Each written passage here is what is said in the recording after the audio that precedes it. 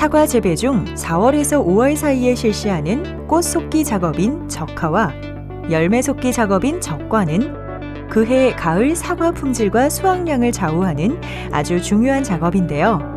풍년 농사를 결정하는 사과 적화와 적과 요령에 대해 알아봅니다. 적화는 과실 품질 향상과 수세 유지, 그리고 적과 작업의 편리를 위해 시행하는데요. 사과꽃은 보통 한 화총에 5개의 꽃이 핍니다. 중심에 있는 꽃을 중심화라 부르고 그 주변에 있는 꽃을 측화라고 합니다. 적화는 이중 중심화를 남기고 측화들을 제거해주는 일을 말하는데요. 화총 적화는 일정한 거리를 두고 화총 전체를 솎아주는 것으로 크게 충실한 화총들 위주로 남기고 약한 것들을 솎아냅니다. 사과나무는 보통 3년생 가지에서 꽃이 피고 열매가 열립니다. 올해 나온 가지는 다음 해에 꽃눈이 만들어지고 그 다음 해에 3년생 가지에 꽃이 피면서 열매가 맺히는 것입니다. 하지만 홍로, 홍옥과 같은 품종은 2년생 가지에서 꽃이 피고 결실이 되기도 하는데요. 이런 꽃을 액화라고 합니다. 액화를 그대로 두면 나무 세력이 약해지고 영양분을 뺏겨 상품성이 떨어지는 과일만 많이 열리게 됩니다. 따라서 액화는 꽃이 피기 전에 솎아주는 적화 작업을 시행해주는 것이 좋습니다. 적화는 그동안 사람 손으로 일일이 작업해야 해 많은 인력을 필요로 했는데요. 최근에는 적화제를 사용함으로써 농가의 일손과 인건비 부담을 크게 줄여주고 있습니다. 적화제를 사용할 때는 품종이나 기상 상태를 충분히 고려해 사용하시기 바랍니다. 사과 재배에 있어 약재에 의한 적화와 적과 처리는 약재별 살포 시기, 적정 농도, 과수의 종류와 품종, 그리고 최종 생산되는 과실 품질을 고려해야 하고 살포 시의 온도도 중요한데요. 특히 식물 호르몬제의 경우 10도 이하에서는 거의 약효가 발효되지 않습니다. 따라서 15도 이상의 기온이 과원에 2에서 3일 지속되는 기간에 살포하는 것이 좋습니다. 현재 적화제로는 석회 유황합제가 등록되어 있는데요. 석회 유황합제의 처리 농도는 22%의 원액을 120배로 희석해서 사용합니다. 처리 시기는 정화 중심화 만개 2일 후에 1차 살포하고 개화 진행 상황에 따라 1에서 2일 후에 한 번 더 살포합니다. 사과 열매 속기 작업인 적과는 큰 과실이 될 수 있는 소질이 육안으로 관찰할 수 있는 시기에 하는 것이 좋습니다. 따라서 개화 후 2주 후에서 개화 후 5주 전이 적기인데요. 이 기간 중에 가능한 빨리 실시하는 것이 양분 소모를 줄일 수 있습니다. 꽃이 피고 수정이 되면 과실이 맺히기 시작하는데요.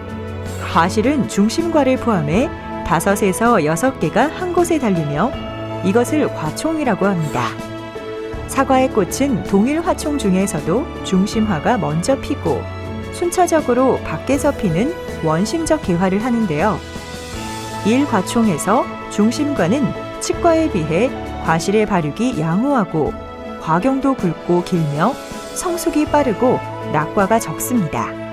따라서 1과총에서는 중심과를 남기고 적과를 합니다. 하지만 홍로의 중심과는 과경이 짧아 과실이 가지와 밀착해 착색을 나쁘게 하거나 비대 도중에 낙과하는 경우가 있어 과경이 길고 모양이 바른 2에서 3번과를 남기고 적과를 합니다. 과실은 3에서 4년생 가지에서 착색된 정화에 착과시키는 것이 원칙입니다. 하지만 외성 대목일수록 조기 결실이 높아 애가의 착색률이 높은 경향이 있는데요. 애가는 정화에 비해 과실도 작고 품질도 떨어지기 때문에 가능한 한 애가는 정화의 착색량이 충분하다면 적과해줘야 합니다.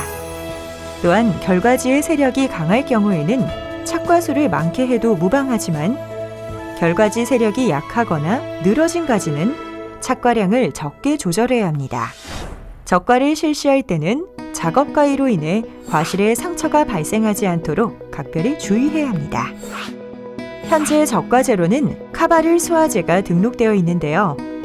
약재 적과제인 카바릴 수화제는 화분 매개 곤충인 꿀벌에는 치명적이므로 반드시 안전 사용 지침에 근거하여 사용해야 합니다. 따라서 약재를 이용해 적과할 때는 인근의 양봉 농가에 알려 사전 조치를 취한 후 사용해야 합니다.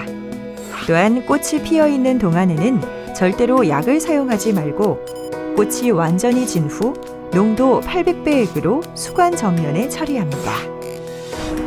최근에는 크기와 모양이 좋은 과실의 생산 비율을 높이기 위해 인공수분을 많이 하고 있습니다.